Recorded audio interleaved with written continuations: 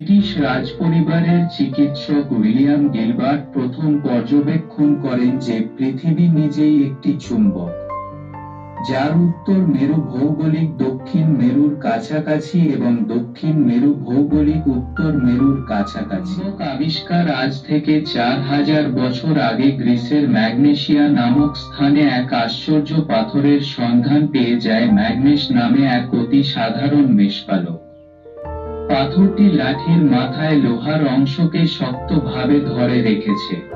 অবাক হয়ে বালক ম্যাগনেস লক্ষ্য করল পাথরটির আচরণ। কৌতূহলী বালক মাটি খুঁড়ে আরো পাথরখণ্ড বের করল। ম্যাগনেসিয়ায় পাওয়া গিয়েছিল অথবা ম্যাগনেস পেয়েছিল বলে পাথরটির নাম হলো ম্যাগনেট বা চুম্বক। ধীরে ধীরে এ পাথর মানুষের কাছে পরিচিত হতে থাকে।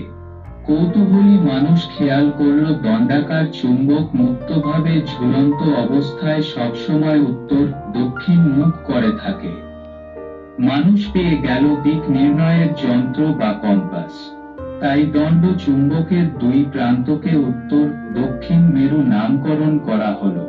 ব্রিটিশ রাজপরিবারের চিকিৎসক উইলিয়াম গিলবার্ট প্রথম পর্যবেক্ষণ করেন যে পৃথিবী নিজেই একটি চুম্বক, যার উত্তর মেরু ভৌগোলিক দক্ষিণ মেরুর কাছাকাছি এবং দক্ষিণ মেরু ভৌগোলিক উত্তর মেরুর কাছাকাছি।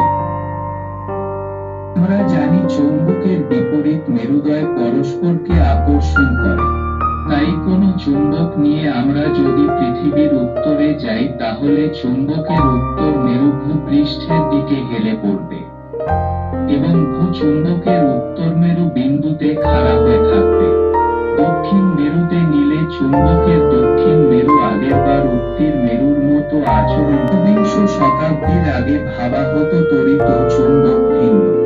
এরপর 1820 সালের 21শে এপ্রিল ডেনমার্কের কোপেনহেগেন বিশ্ববিদ্যালয়ের পদার্থবিজ্ঞানের এক অধ্যাপক লেকচার দিতে গিয়ে দেখলেন কম্পাসের পাশে রাখা বৈদ্যুতিক বর্তনীতে তড়িৎ প্রবাহিত করলে কম্পাসের কাঁটা সরে যাচ্ছে।